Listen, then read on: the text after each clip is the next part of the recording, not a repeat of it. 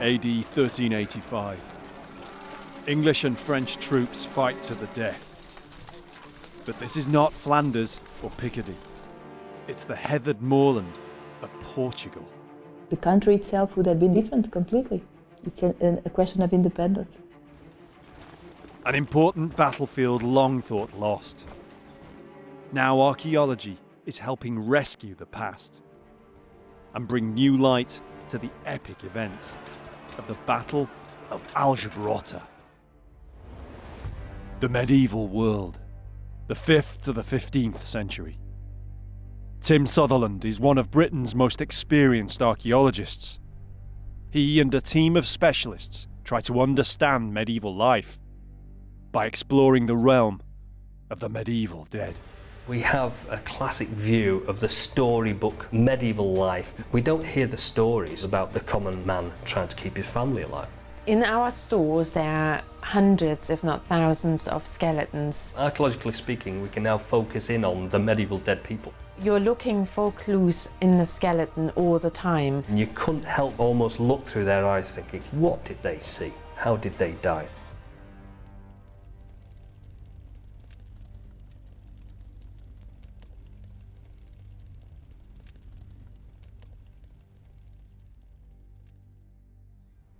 The 100 Years' War consumed other parts of medieval Europe, not just the battlefields of northern France.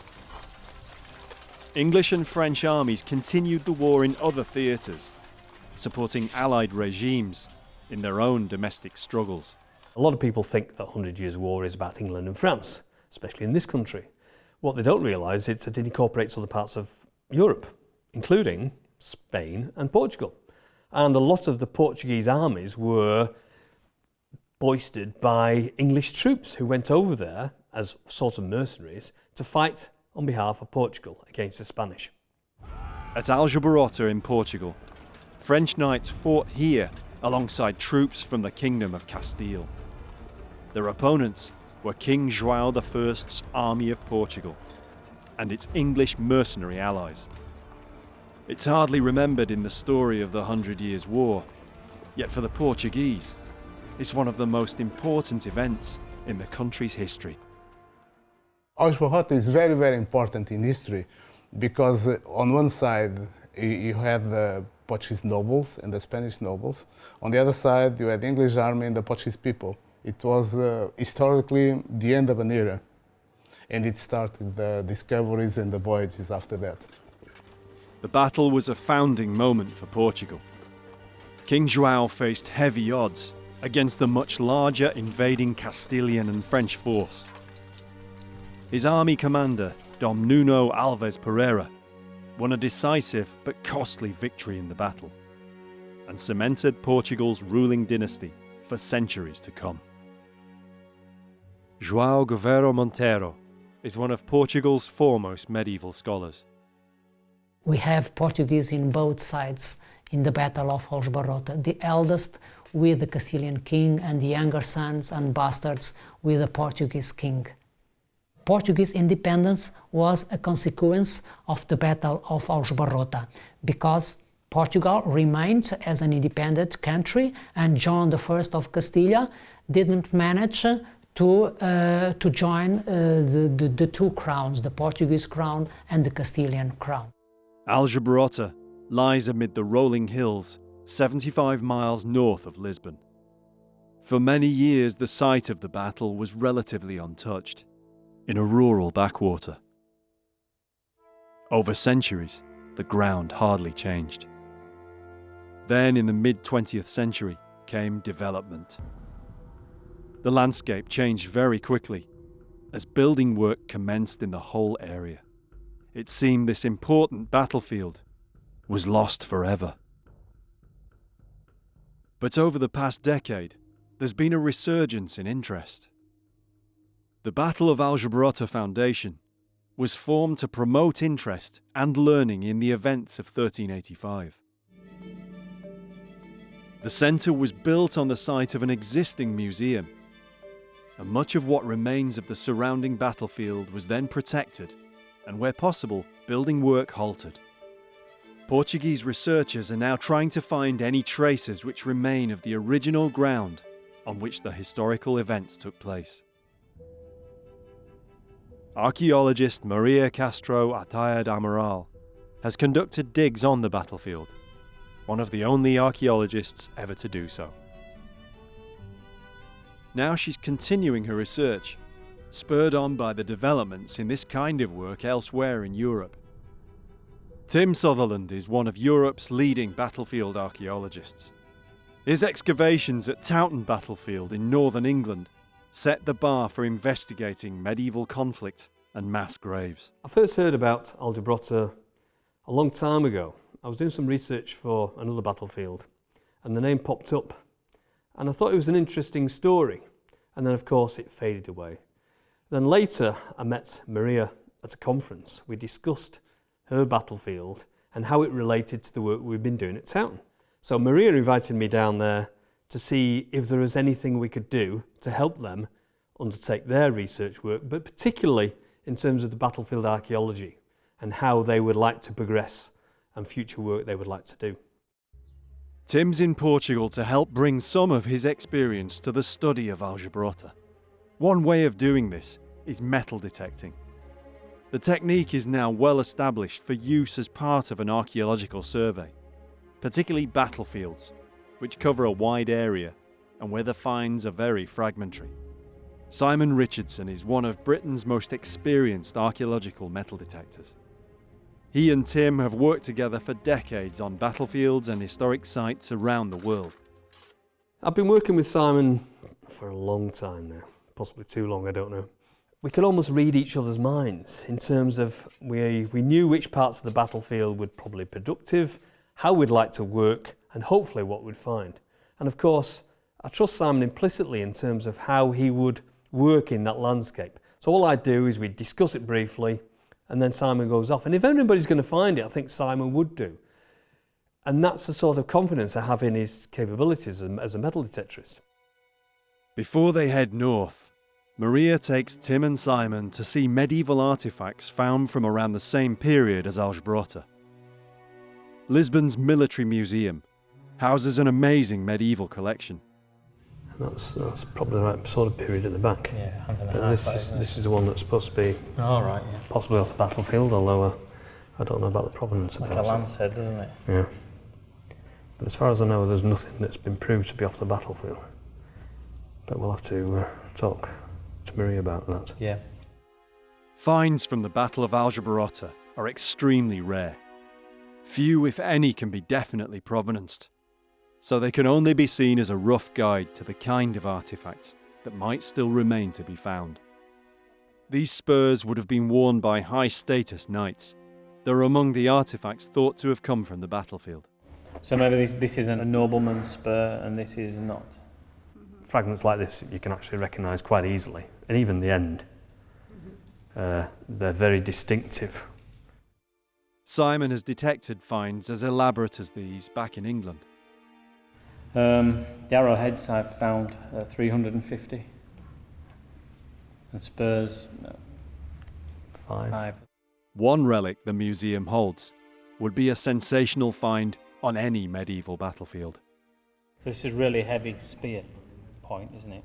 Yeah, and it's significant that if that's from the battle, then obviously there are really good contexts in which iron is preserved, because for that to last several hundred years is really significant. If we found anything like that on the battlefield, we'd be happy. It will be the first time.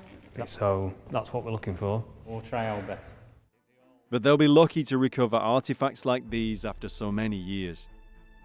The battle was fought in the height of the Iberian summer, when the soil was hard and dry, so items dropped won't have sunk into mud, where they might have been hidden from view. The victorious Portuguese army is known to have stayed on the field for 3 days and nights after the battle, so most things of value or practical use were probably collected immediately. The steep valley sides of the plateau of Aljubarrota made it an ideal defensive position, chosen by the commander of King João's Portuguese army, Nuno Alves Pereira. Pereira knew the invading Castilians and French were heading for Lisbon, and their route would take them via the main road up onto the Aljubarrota plateau. His plan was to block the enemy, where the road climbed the steep rise, and it would be impossible for them to attack him effectively. It worked, and the invaders were left with no alternative but to march all day in the burning sun to find another way onto the plateau. Anticipating this, Pereira turned his army about and moved into a second position, there to await the Castilians and French. The battle was fought on this part of the plateau. No one knows exactly where. The modern development has changed the terrain surface. What is known is the position of Pereira's command post. Just 9 years after the battle, a chapel was built on the small knoll where he set his standard.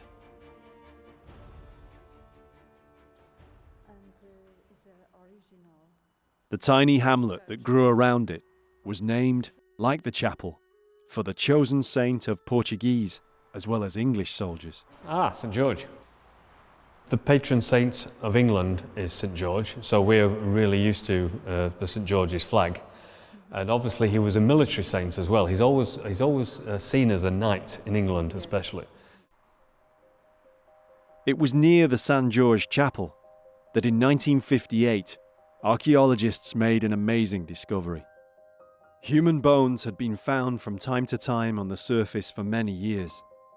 And so Portuguese army officer and archaeologist Alfonso de Passo conducted excavations. He found a large pit, probably an ossuary, where many bones had been collected and buried years, decades, or even centuries after the battle. The digs were large scale, but very few artifacts were found which could be related to the battle. Archaeological techniques were less well developed, and they either missed smaller items, or it's possible they've since been lost. So Maria has to begin again from scratch. An advanced archaeological metal detector survey has never been attempted here. She shows Tim and Simon the battlefield, so with their experience, they can work out the best place to begin. This is quite a prominent little knoll. Almost a circular piece of high ground, isn't it? Mm-hmm. We're very steep behind, steep drop-offs on either side. It doesn't look to me a very big piece of land, not to get the whole Portuguese army on. So obviously they must have fought forward of this position. Mm-hmm. The chapel was built in the place of the vanguard, of the headquarters, if you like. And the conditions look quite favourable. The ground, it's grassy, but it's quite flat and it's not too thick. So that's good for the metal detector. And the fact that the ground's damp, that's really good as well. One, it's a lot easier to dig, but secondly, it helps the machine. So if the ground's damp, you can find things deeper and smaller. It makes it more sensitive. We don't want it too wet, but these conditions are about perfect, I'd say. Further away from the chapel, they can be reasonably sure would have been closer to the main contact areas during the fighting. I still think we're too close to where the vanguard was, to where the Portuguese headquarters was. But it would have been ground which the soldiers would have gone out over and come back over. So maybe things have been lost as they've done that. If you could find one or two arrowheads here, it'd be fantastic. Yeah, I mean, or any artifacts. Maybe arrowheads came in, but I think the centre of the battlefield would have been a bit further away. There's not enough room here, I don't think, to have the Portuguese army. No, it's still a little bit too close. Yeah. 300 metres north of the chapel is a plot of land that's been reclaimed by the foundation. Tim and Simon get to work. The signs aren't good. The ground is tough. It's very hard. It's very, very contaminated. And at the moment, it looks like it's been built on, it's been had refuse dump on it and all sorts of stuff. So I think there's probably stuff here, but if it is, it's really deeply buried and there's an awful lot of contamination over the top of it. When it's as hard as this, it's unbelievably hard digging. This isn't going to be a straightforward survey for Simon. The object's out of the hole, so it's in this spoil. It's quite small because I'm having trouble finding it. I'm just trying to locate it at the minute. I'm using this pinpointer probe, which gives you an idea whereabouts in the hole the object is. But Tim and Simon have been doing this a long time, and their spirits aren't that easily dented. How's it going, Tim? Yeah, Things are looking brighter. and what have you got now? I've got a light bulb fitting. Yeah, we're getting ring pulls off cans, bottle tops. After a fruitless day, they decide to abandon this first plot. Next morning, they move on to a second area of protected land. It too could have had buildings on it in recent decades, but it looks more promising. Maybe it will yield better finds.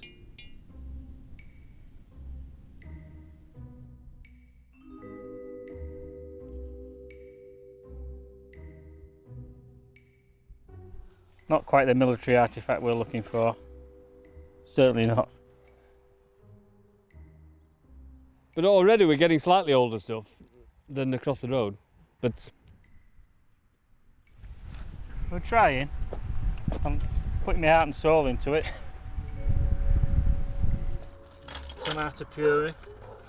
Spur round. End of a spur.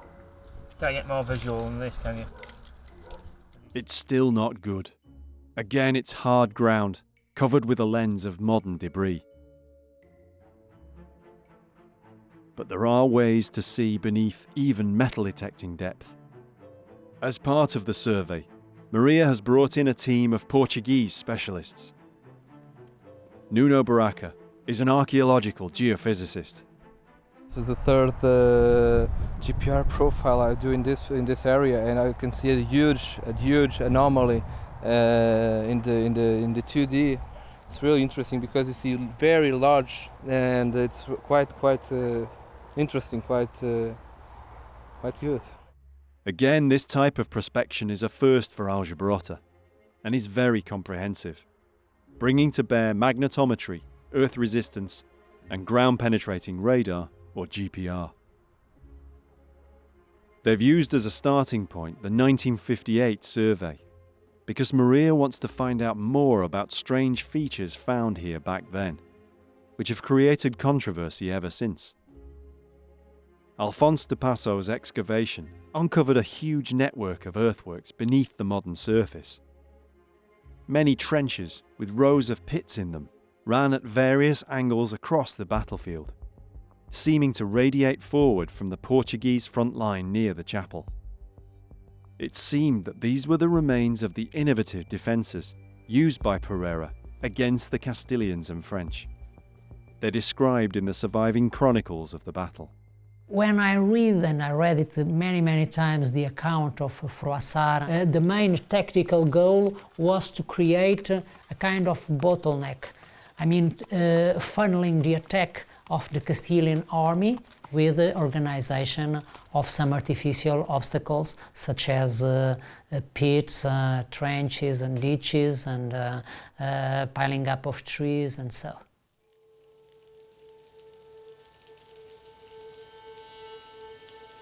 Despite the heavy rain, Nuno's survey is going well.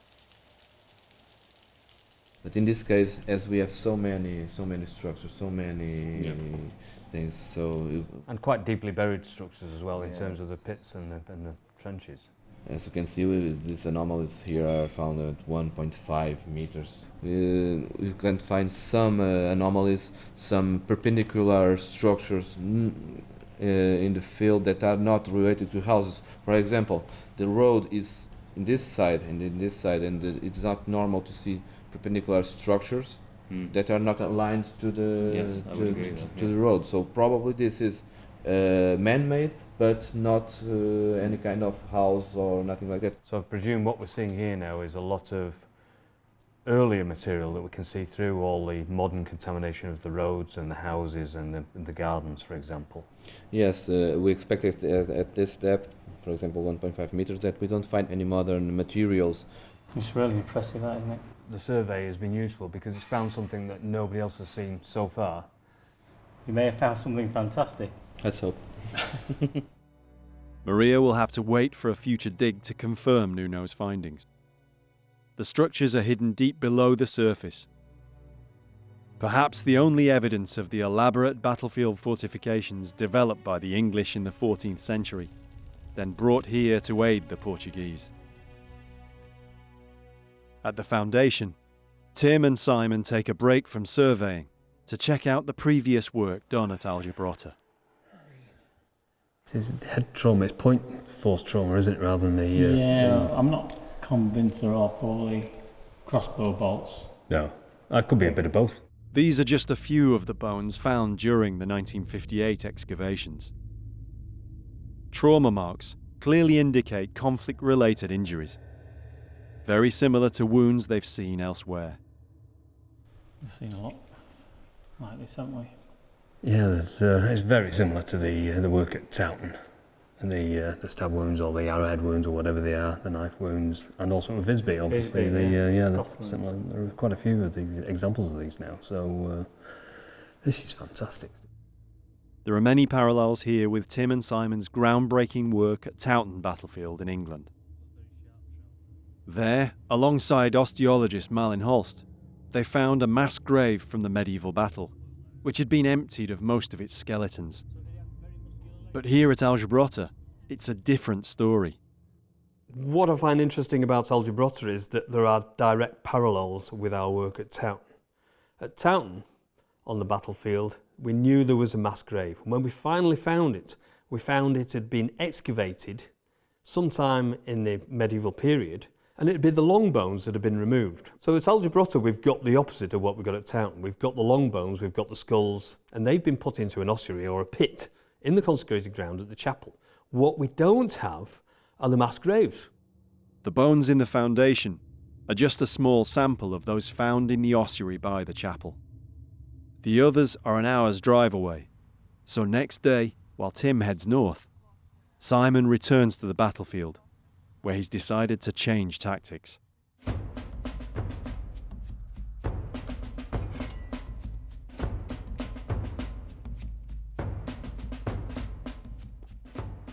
I'm going to try this tree line area today. We did a sample survey in this field and we've turned up nothing but 30-year-old junk. It's totally contaminated to a depth of about 1.5 foot. Now, I think those trees are about 30 years old, and I think probably the contamination will stop at the trees. The trees are on the extreme left flank of the Portuguese army, and I probably saw little action, but there's still the chance there's the odd crossbow quarrel gone into there. Maybe people ran through that way to escape and bits and pieces have dropped off. They've lost pieces on the way. So I think that's our best chance.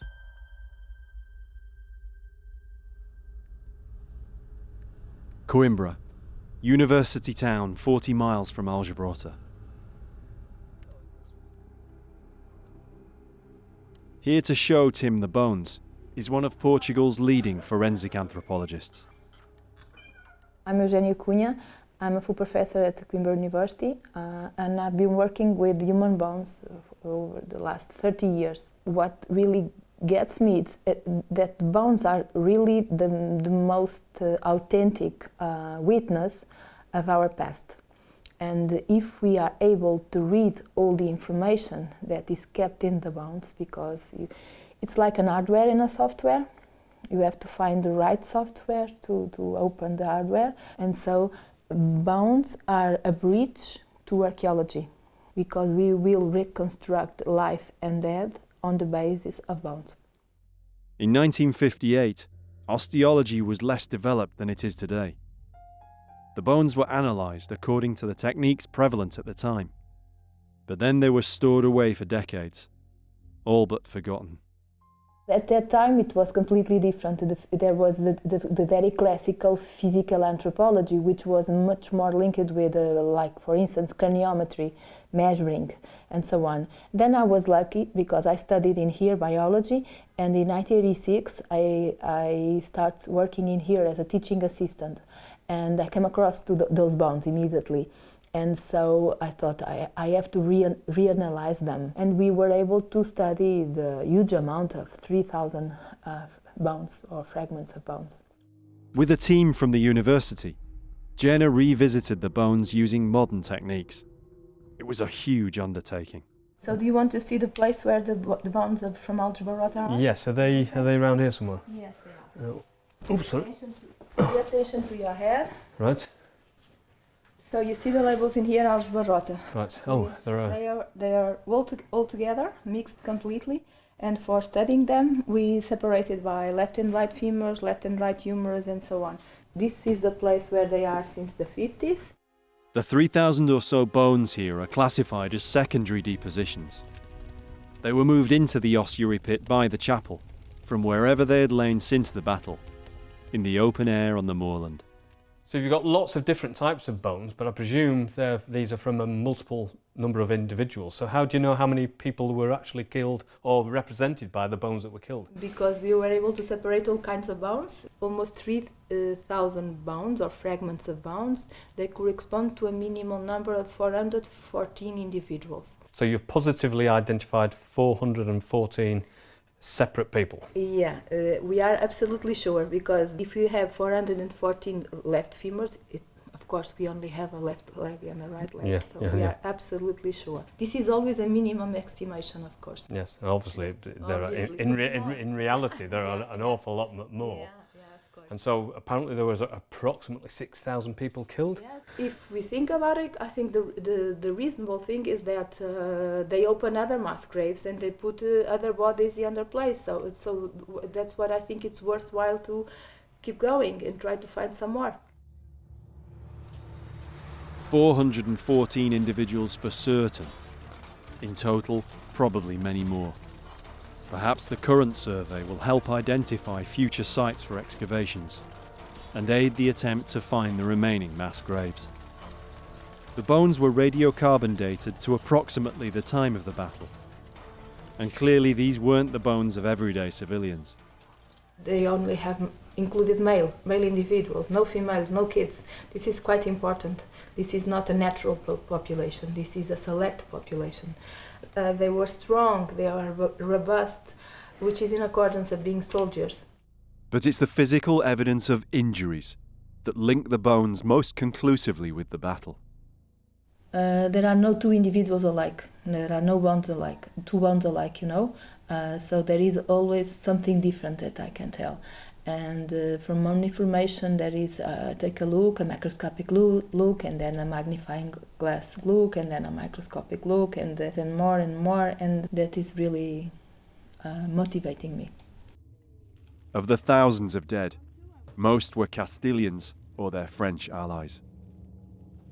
It's most likely they whose bodies were left unburied for so long by the Portuguese locals. We have like tiny fragments like these ones, and then you see that detail in there? It's still got, yeah. It's still got metal in it. Metal in there. You see the metal in there? It's amazing how it can be in there still. But it doesn't go through, so it's just yes, stuck in the surface. Touch. Yeah. It didn't perforate, yes. Yeah. It's not a perforating lesion. So these are either arrow wounds or stab wounds or something that's yeah. penetrated the surface of the skull. Yes, absolutely. Can you see the cut in there? Like that. Yeah, so that's like something like a sword blow or a knife cut or something. Spider. Yeah, like that. You see that? Perforating in there? That one's gone through. Yeah. And we did the frequency of the traumatic injuries, and a lot of them were reached in the occipital. And some of them definitely were not protecting the head. From the chronicles, it's known that many of the French knights who attacked the Portuguese in the first wave were captured, then executed during the battle. Could these be their remains? So according to some of the chronicles, some of the prisoners that were taken during the middle of the battle were actually executed. Is there any evidence of that? Yes, if you take into account that a perimortem injury in the occipital bone, it's absolutely in accordance with execution. We have to be aware that this is the strongest bone we have, the occipital bone, and then the temporal bone is very thick, as you can see. So it's not that easy to kill, but they did it. The familiar evidence of suffering and death on the medieval battlefield. So in terms of this material, it's very similar to the type of skeletal material and the evidence of trauma that we've been getting from the Battle of Towton from 1461, because although it's 100 years later approximately, it's very similar weapon trauma because they're basically using the same weapons. And it's all typical of medieval conflicts. And we're now accumulating quite a lot of evidence to actually analyse medieval conflict on a personal level rather than at a historical general level. Yes, of course. Ajena's work on the bones shows what might be possible if more ossuaries or mass graves are ever found at Aljubarrota. The battlefield survey is a step in that direction. And while Tim has been away, back on the battlefield, Simon has at last had some success. He's searched methodically all day in the wooded area on the edge of the plateau, beyond the contaminated soil. On the 14th of August 1385, this was the Portuguese left flank. Towards the battle's climax, the Castilians and the remaining French broke through Pereira's defences near the centre. It was savage, close-quarter fighting, with both sides long past taking prisoners. As the Portuguese finally won victory, night fell almost immediately, and any pursuit of the broken Castilians and French was forbidden. The English troops in particular were angry at missing out on the chance of plunder. But Pereira knew his men would be vulnerable to counterattack if he let them loose in the darkness. He held his ground, while the defeated, many of them wounded, escaped while they could from the plateau. Perhaps over the ground where Simon searched. Had quite a successful morning. And where were you first? Well, this morning I searched the trees in the sheep field. Yep. The field we thought was going to be really good, but was completely contaminated. I thought yesterday that the contamination would stop at the trees and the ground in the trees would be okay. Yeah. And that's proved correct. Fantastic. So within the trees, on the slope, the ground seems to be original. Right. So it's not the same amount of rubbish as you've been finding Nowhere everywhere near. else. There's hardly any. Well, there's no silver foil. There's no toothpaste tubes and hand cream And jars bottle in there. tops and No, this, that and the other. Fantastic. nothing. Well, that's really good news. But we have had some reasonable finds. So. Well, this is one of the first things I found. Was a little medallion. Medallion, yes. That's very nice. And it has a head on both sides. I don't know if it's sort of church related or whether it's a commemorative one, but it's quite early. Quite distinctive, isn't It's it? quite distinctive because the border is offset. It's not been struck brilliantly. Do you think this has been hammered rather than cast? Yeah, I think it's been stamped. Oh, right. That looks really nice. I mean, if I found that in England, I'd be thinking English Civil War, 1650s, 1680s, something in that area. But I'm not so sure in Portugal whether it'd relate to that period. But that was Maybe, yes. It's not easy to tell whether the medallion is medieval, but for sure, these finds are the oldest of the survey so far. Now, very close to the medallion, I found a ring. But again, it's quite early. Oh. Oh. No, it's a lady's ring. Now it's a copper band, but it has in silver a castle turret, a tower fastened on the top. That's nice. It's very nice, this one. Yeah, so I think that's quite early as well. Yes. I mean, rings vary so much. I mean, you can get in the medieval period, you can get plain copper bands. Perfect fit. It's mine. You can get them with things brazed on the top, which that has. That's a little silver tower. Or That's very dainty, though, isn't it? I mean, very, very. Yeah. I mean, some of them were. Yeah. I mean, that may be Wow. quite early. Well, that's nice. Well, it's certainly I can't say not a man's ring, that is it. I can't say it's medieval. I can't really say, but it is early.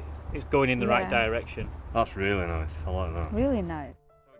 The ring seems to be a type known as a gimel or cladach ring. They date back at least as far as the 14th century. I thought you'd only found one thing. That's really No. Me too. Yeah. So I think this may be a jeton. You can see a shield and a crown on the top. I mean, it's not not in fantastic condition. Yeah. Not by far. You're thinking it's not a coin? It's like a coin. It's called like a a coin. jeton. Jetons were tokens used for counting or in gambling games, common in medieval France or England. Soldiers gambled, and both French and Englishmen were here in 1385. I think there may be a biggish shield on that side with a crown on top, and there's lettering around the edges. But also there's a border with a writing in, what we call the legend. That's offset. So that again, that is stamped. I don't know whether it's my imagination or that looks like shield with Yeah, a like a crown shield. on the top. Didn't I just say that? Yeah. Did you? Oh, sorry. Yeah. Pay attention. Oh, sorry. Yeah. Yeah. That's great. I like that. I bet somebody said that to you before today. Just once or twice. Simon saves his best find till last. Now this is the best find, Maria. I think you'll be very pleased with this. Because I am 100% certain this came from the battle. It's in two bags. Wait for it. This one you can display in your visitor centre. Maria's been waiting a long time for this. Yes. So have I. 3 days. You're not the only one. Yeah. Oh, Oh. that looks nice. Whoa. That looks very nice. Yes. So again, is it a leather stud? Yeah, it's a leather Yes. stud. Yeah. The stud or fitting is bronze and of a type used on soldiers' belts or other leather equipment. It's definitely medieval and military. Dropped by a knight or man-at-arms here more than 6 centuries ago. And you see how thick the leather was. Yes. Yeah, you can tell how thick the leather was from the way the studs are bent at the back. It's cast, Oh, it's which cast. makes it older. Right, yeah. It's not, if it was more modern, it'd be pressed. Yes. But it's not that, it's cast. I mean, it's not crude, but it's, in a way, see the border, it varies in diameter, it wavers, it comes in and out. There's a little casting hole, little blowhole in the metal right in the centre. Oh, So it's very not nice. modern. You can tell by the feel, by the way it's been cast. Mm-hmm. I would say 100% that is Wow. definitely medieval. And if in that position there on the Portuguese left flank, it's definitely from the battle. I'm very happy with this find. Okay. I just Thank wish I you. could have found more. Yeah. I'm very pleased that we've sort of worked out where the best area was, and Yeah. it proved out to be the best place. And I'm very happy too, and thank you very much. You're very Yeah. welcome. The results have been extremely good for the survey. From long experience, Tim and Simon know just how rare it is to make finds like these for the first time on a medieval battlefield. But when Tim looks at the plot of where Simon was detecting, he realises the discoveries are even more significant than even he first thought. So what we can see here, obviously, is the battlefield. It's an aerial view of the battlefield. There's the chapel. There's the extent of where we've been working. There's all the tree line, which is important. And so it should be all the areas you've been metal detecting. What's important though, obviously, is we go down, if we zoom into this area here, what I initially thought was an area that's been excavated, and it's just beyond it. What's really interesting is that where you've been finding these artifacts, it's in an area that's not been excavated. Yeah. Well, So- we thought that with the ground conditions. It was undisturbed. Yeah, it looks so different. And so it's paid off by going into new ground where nobody's been excavating, nobody's been dumping material. You've actually got evidence that's relevant to what happened a long time ago rather than what's been happening over the last 10, 20, 30 years. And that's just a small little window in all that landscape, isn't It's it? amazing how small the area is that you've managed to find that's not been reworked before, one way or another. And even in just that small area, which is literally a few metres wide, you've managed to find a few artefacts. Imagine what we could have found in the rest of the field if it hadn't been trashed. It's such a shame because the whole battlefield, presumably at one time, had the same amount of information over the whole of it. The legacy of Pereira's triumph still towers over the Portuguese landscape. Just a stone's throw from the battlefield, The monastery of Battaglia was begun in 1386 in thanks to the Virgin Mary for the victory at Aljubarrota. It's among the most impressive medieval buildings in Europe.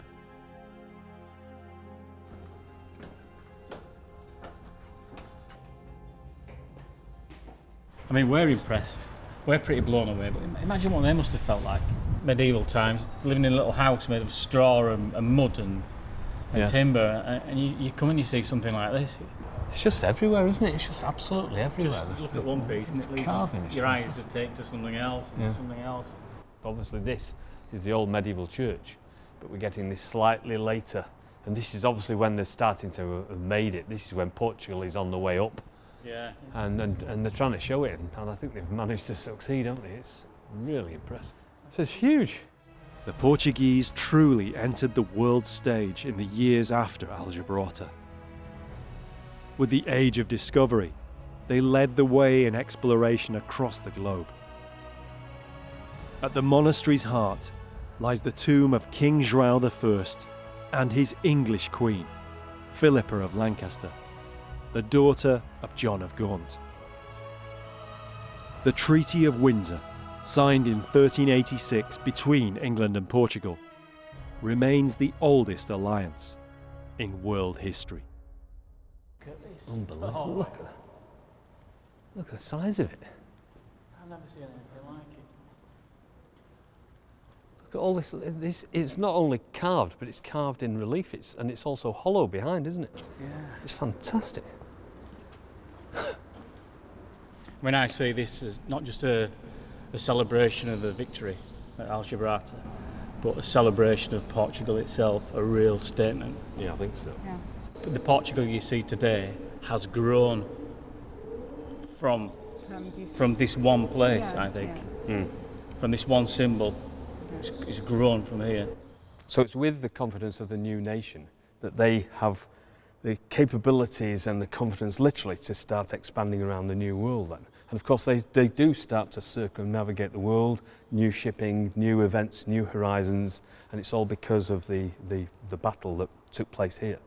It's from here that we had the idea of the discoveries, you know. The site of the battle is an iconic site for the Portuguese.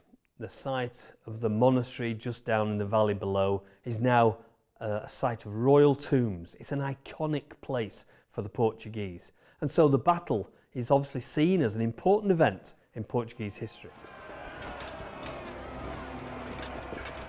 From my point of view, it's I was since I was very young in the school, Aljubarrota was always I learned that was very important, and it is indeed, because if we the result had been another, maybe we were not in here as we are today. Okay, so the reality, the country itself would have been different completely. It's a question of independence.